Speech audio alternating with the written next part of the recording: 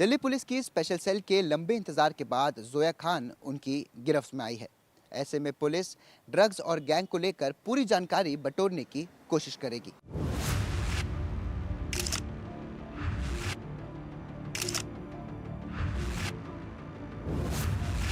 Gangster Hashim बाबा हत्या, लूट और जबरन वसूली जैसे अपराधों के चलते तिहाड़ जेल में कैद है। उसकी पत्नी जोया खान को दिल्ली के वेलकम इलाके से 270 ग्राम हेरोइन के साथ गिरफ्तार किया गया है। जानकारी के मुताबिक ये ड्रग्स मुजफ्फरनगर से आए थे, जिनकी डिलीवरी आगे करनी थी। स्पेशल सेल के सूत्रों के अनुसार जोया हाशिम बाबा के जेल में होने के बावजूद उसके गैंग की गतिविधियों को संभाल रही थी, लेकिन पुलिस के पास सबूत नहीं थे। 33 वर्षीय जोया की स्टाइलिश और हाई प्रोफाइल लाइफस्टाइल देखी जाती थी, जो अब अपराध की दुनिया से जुड़ी उसकी असल पहचान को उजागर कर रही है। हाशिम और जोया पड़ोसी थे। साल 2017 में उन्होंने शादी कर ली। ये हाशिम की तीसरी और जोया की दूसरी शादी थी। जोया हाशिम से जेल जाकर मिलती थी और गैंग को ऑपरेट करने की चर्चा करती थी। दिल्ली पुलिस की स्पेशल सेल के लंबे इंतजार के बाद जोया खान उनकी गिरफ्त में आई है। ऐसे में पुलिस ड्रग्स और गैंग को लेकर पूरी जानकारी बटोरने की कोशिश करेगी।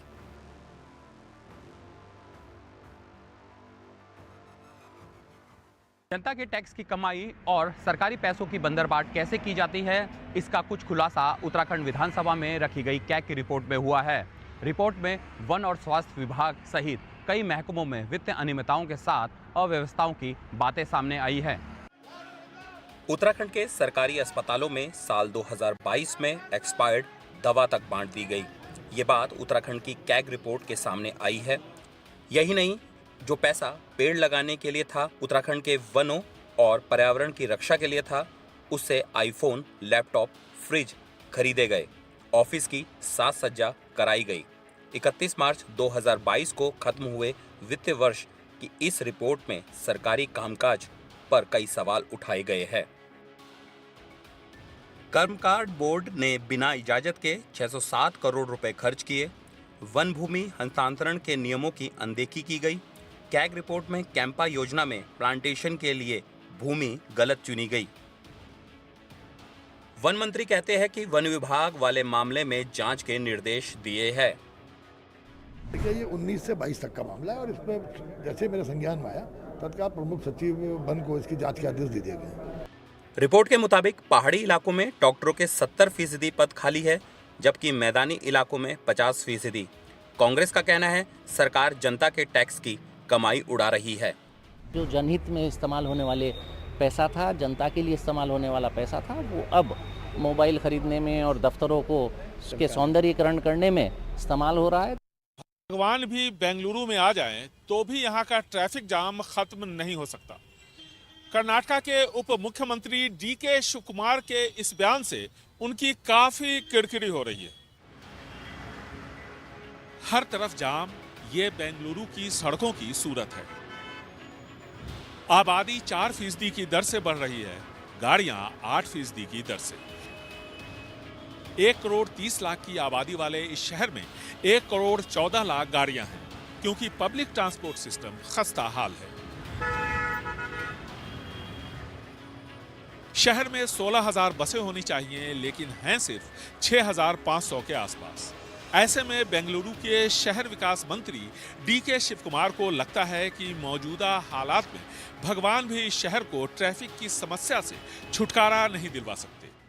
Within 1 year, 2 year, 3 years, मैं यहाँ मौजूद मीडिया कर्मियों से कहना चाहता हूँ कि भले ही स्वयं भगवान स्वर्ग से उतरकर बेंगलुरु की सड़कों पर चलें, फिर भी 1, 2 या 3 साल में कुछ नहीं बदलेगा। स्थिति चुनौतीपूर्ण है। हमें सही तरीके से योजना बनानी होगी और परियोजनाओं को प्रभावी रूप से लागू करना होगा। हम भविष्य के लिए बेहतर कॉरिडोर विकसित करने के प्रयास कर रहे हैं। शहर में तकरीबन 75 किलोमीटर लंबी मेट्रो लाइन ऑपरेशनल है और इतनी ही और बननी बाकी है। 16,500 करोड़ रुपए की लागत से 18 किलोमीटर लंबा सुरंग मार्ग बनाने का प्रस्ताव है, लेकिन अड़चनें कम नहीं है। I don't know what is the realistic idea of doing a tunnel road. मुझे समझ में नहीं आता कि इससे क्या फर्क पड़ने वाला है। लोगों की अपनी अपनी राय है। शायद उनमें से कोई इस प्रोजेक्ट के खिलाफ अदालत में भी जाएगा। विशेषज्ञों का मानना है कि सड़कें चौड़ी करने और दूसरे विकल्पों के साथ साथ जरूरी है कि पब्लिक ट्रांसपोर्ट सिस्टम को बेहतर बनाया जाए ताकि निजी वाहन की जगह लोग पब्लिक ट्रांसपोर्ट का इस्तेमाल करें। आप महाकुंभ नहाने जाएं और अपनी बीमार बूढ़ी मां को घर में अकेली बंद करके जाएं। ये कल्पना तक सिहराने वाली है, मगर झारखंड के रामगढ़ के अरगंडा में ऐसा ही हुआ। बाद में भूख से तड़पती वृद्धा की चीख पुकार सुन पड़ोसियों ने दरवाजा तोड़कर घर से बाहर निकाला। रामगढ़ के अरगड्डा में रहने वाले और सीसीएल में काम करने वाले अखिलेश प्रजापति सोमवार को महाकुंभ के लिए निकले। साथ में पत्नी और सास ससुर भी थे। पीछे रह गई मां संजू देवी, जिन्हें कमरे में बंद कर उन्होंने बाहर से ताला लगा दिया। बस इतनी कृपा की कि मां को खाने के लिए चूड़े का इंतजाम कर दिया। 2 दिन बाद घर के भीतर से रोने कराहने की आवाज सुनकर पड़ोसियों ने रामगढ़ में रहने वाली बेटी को खबर दी। बेटी ने ताला तोड़कर मां को निकाला। वो भूख और चोट से चल नहीं पा रही थी। मां का तबीयत खराब है, नहीं खाना खाने की वजह से। कैसे मालूम पड़ा? पड़ोस वाला बोला। मेरा मौसी जो प्लास्टिक खा रही है कि वो खा रही है, तो बाद में पता चला कि उसका बेटा सब, उसका पुतो सब गया है कुंभ नहाने। मां फिलहाल सीसीएल अस्पताल में भर्ती है। मामला पुलिस की जानकारी में है। हालांकि इसकी कोई लिखित शिकायत अभी तक नहीं की गई है। सूचना पर पुलिस घर में पहुंच करके उनको सुरक्षित निकाल के इलाज के लिए अस्पताल में भर्ती कराया गया है। अभी वह बातचीत करने की स्थिति में नहीं है। बातचीत जब करने लगेगी, जैसा बयान देगी उसके मुताबिक आगे की कार्रवाई की जाएगी। इस साल प्रयागराज में चल रहे महाकुंभ में एक महत्वपूर्ण रिकॉर्ड महिलाओं ने बनाया है।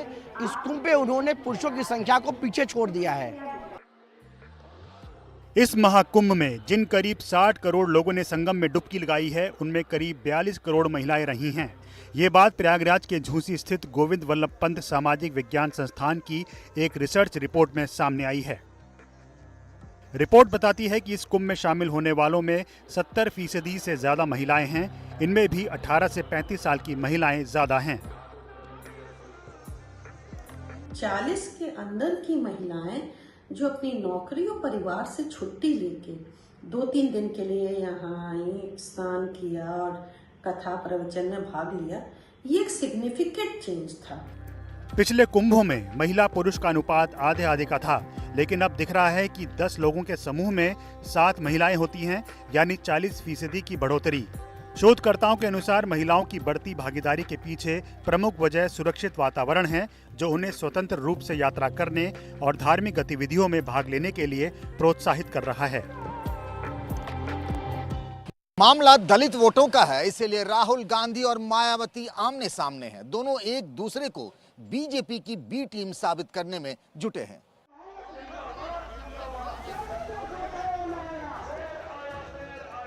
सारी लड़ाई दलित वोट के लिए है। लोकसभा चुनाव में समाजवादी पार्टी के साथ मिलकर कांग्रेस ने यूपी में कमाल कर दिया। ये संदेश गया कि यूपी में दलित समाज का मूड बदलने लगा है। राहुल गांधी को लगता है मायावती को कमजोर किए बिना कांग्रेस के हाथ को दलितों का साथ नहीं मिल सकता, इसीलिए वो बीएसपी को बीजेपी की बी टीम साबित करने में लगे हैं। बहन जी आजकल चुनाव ठीक से क्यों नहीं लड़ते? ये भी सच। हम चाहते थे कि बहन जी बीजेपी के विरोध में हमारे साथ लड़े, मगर मायावती जी किसी न किसी कारण नहीं लड़े, तो ये भी मतलब हमें तो काफी दुख लगा। मायावती के सामने चुनौती अब अपना दलित वोट बचाने की है। अगर दलितों का झुकाव कांग्रेस की तरफ हुआ तो फिर मायावती की राजनीति खतरे में समझिए। इसीलिए तो वे राहुल गांधी के आरोपों पर 24 घंटों में 6 पोस्ट कर चुकी हैं। उन्होंने कहा कि दिल्ली के चुनाव में कांग्रेस बीजेपी की बी टीम बनकर लड़ी। राहुल की नजर यूपी के 21% दलित वोट पर है। उन्हें लगता है कि इनका मन बदलकर वो यूपी में कांग्रेस के लिए नई राजनीतिक जमीन तलाश कर सकते हैं।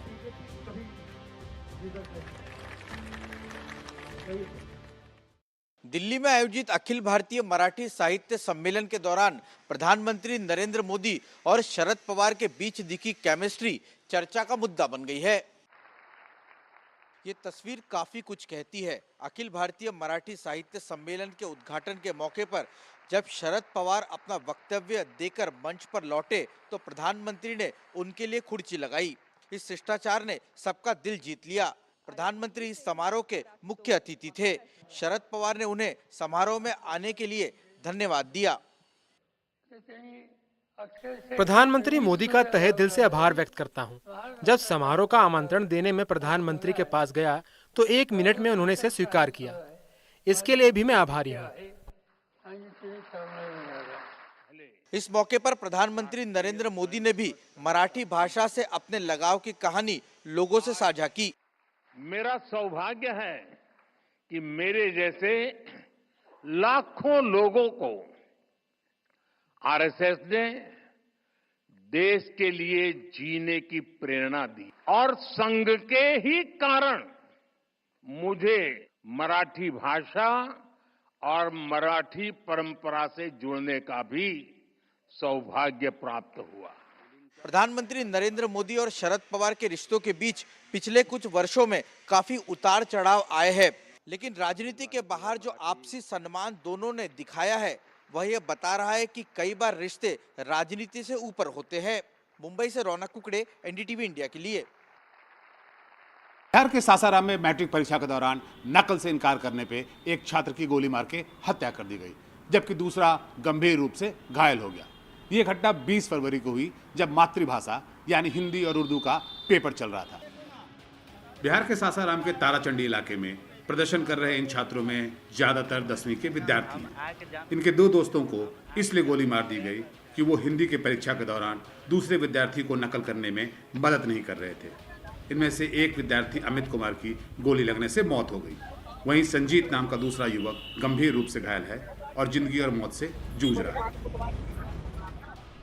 टेम्पो को बोला कि रोक नहीं तो तुमको भी मार देंगे, तो रोका ना तो इधर उधर सब लड़का भागने लगा और हम बीच में थे और हम सबसे लास्ट में निकले तो हमको धके और मारने लगा पूरा लाठी ले। यहाँ पर घायल किया और थोड़ा पीछे घटे। हम लोग परीक्षा हॉल से आ रहे थे तो ताराचंडी तो कुछ नहीं हुआ, लेकिन जैसे ही ताराचंडी क्रॉस किए तो हम लोग के पास टेम्पो थे तो टेम्पो पे अंधाधुंध फायरिंग करने लगा वो लोग, जो कि 3 गाड़ी से था और 3 हथियार लिया था। जो गन था, एक तलवार लिया था, 3 हॉकी लिया था। वो लोग आके फिर टेम्पो पे फायरिंग किया तो टेम्पो के टायर पंचर हो गया तो उसी में इसको गोली लग गया। अमित और संजीत अच्छे विद्यार्थी माने जाते थे और इस कारण परीक्षा केंद्र के अंदर कुछ लड़के उन पर दबाव डाल रहे थे कि वे उन्हें अपनी कॉपी से नकल करने दें। मना करने पे पहले उन्हें देख लेने की धमकी दी गई और अगले दिन जब वे ऑटो से घर लौट रहे थे तो उन्हें घेर कर गोली मार दी गई। यहाँ पे आके बात किया था, उनको अच्छे से एक्सप्लेन किए हैं, हम पूरा कार्रवाई करेंगे करके आश्वासन भी दिए हैं। ठीक है, उसी को लोग मतलब कन्विंस होते हुए वो लोग अपना लाश को दहन संस्कार के लिए लेके गए थे और पूरा अभी लॉ एंड ऑर्डर कंट्रोल में है, अभी पूरा शांतिपूर्वक है। हत्या की खबर फैलते ही ग्रामीणों ने मुफस्सिल थाना के सुवारा में सड़क जाम कर दी। पुलिस ने एक आरोपी को गिरफ्तार कर लिया है, जबकि अन्य की तलाश जारी है। वहीं इस जघन्य वारदात ने बिहार में शिक्षा व्यवस्था पर गंभीर सवाल खड़े कर दिए हैं। मुंबई का पहला land based cable stay bridge अब बनकर तैयार हो चुका है। रे रोड पर बना ये हाईटेक पुल जल्द ही आम जनता के लिए खोल दिया जाएगा, जिससे लोगों को ट्रैफिक की समस्या से राहत मिलेगी। मुंबई के ट्रांसपोर्ट इंफ्रास्ट्रक्चर में एक और ऐतिहासिक जुड़ाव हो चुका है। रे रोड पर बना मुंबई का पहला land based cable stay bridge अब पूरी तरह से तैयार है। इस 6 लेन वाले ब्रिज से बाइकला ईस्ट से लेकर महूल रोड और ईस्टर्न फ्रीवे तक की कनेक्टिविटी तेज और सुगम हो जाएगी। महारेल ने इस ब्रिज को 3 सालों में कम समय में पूरा किया और पूरी सुरक्षा और सेफ्टी को ध्यान में रखते हुए इसकी प्रूफ चेकिंग हमने आईआईटी मुंबई से कराई।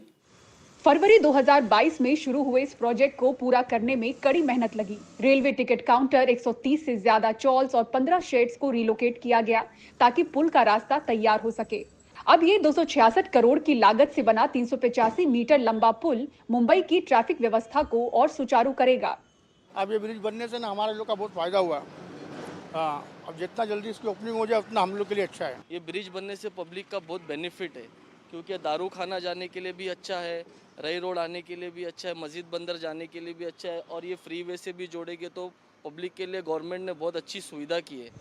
रे रोड केबल स्टे ब्रिज सिर्फ एक पुल नहीं बल्कि मुंबई की रफ्तार को नई ऊंचाई देने वाली अहम कड़ी है। मुंबईकरों को ट्रैफिक की समस्या से बड़ी राहत मिलने वाली है, क्योंकि इस पुल से हार्बर लाइन के ऊपर से गुजरते हुए सीधा ईस्टर्न फ्रीवे से जुड़ा जा सकेगा।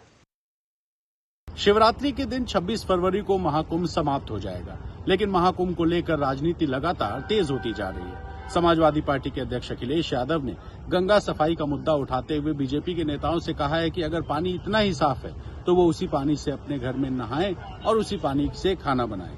अखिलेश यादव के सवाल का जवाब खुद मुख्यमंत्री योगी आदित्यनाथ ने देते हुए दावा किया है कि गंगा और यमुना का पानी आचमन करने लायक भी है और स्नान भी।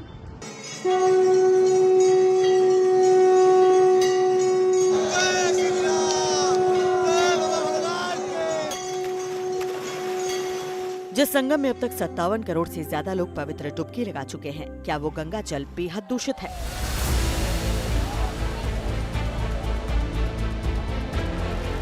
क्या वो इतना दूषित है कि उसको पीना और आचमन करना संभव नहीं? क्या आचमन तो दूर, उसमें डुबकी लगाना भी कई बीमारियों को न्योता देना है।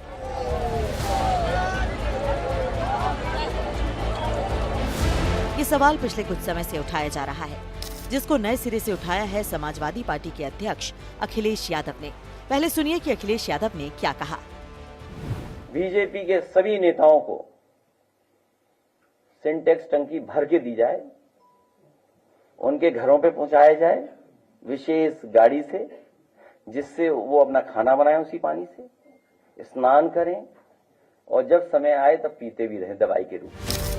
अखिलेश यादव का बयान तब आया है जबकि इससे 2 दिन पहले ही मुख्यमंत्री योगी आदित्यनाथ ने उत्तर प्रदेश की विधानसभा में साफ किया था कि संगम का जल न सिर्फ स्नान करने के लायक है बल्कि इसे पिया भी जा सकता है। अब आप सुनिए कि विधानसभा में मुख्यमंत्री योगी आदित्यनाथ ने क्या कहा था। डिसॉल्व ऑक्सीजन की मात्रा ये 8 और 9 से अधिक पाई जा रही, यानी संगम का जल स्नान करने लायक भी है और आचमन करने लायक भी है। दरअसल ये विवाद तब बढ़ा जब संगम के पानी को लेकर पिछले दिनों सेंट्रल पोल्यूशन कंट्रोल बोर्ड ने रिपोर्ट जारी की थी, जिसमें बताया गया कि संगम का पानी नहाने लायक नहीं है। महाकुंभ करोड़ों करोड़ लोगों के विश्वास की पवित्र डुबकी से बना है, इसलिए सियासत की धारा भी इस गंगा यमुना सरस्वती के संगम में आकर मिल जाती है और साथ साथ बहने लगती है।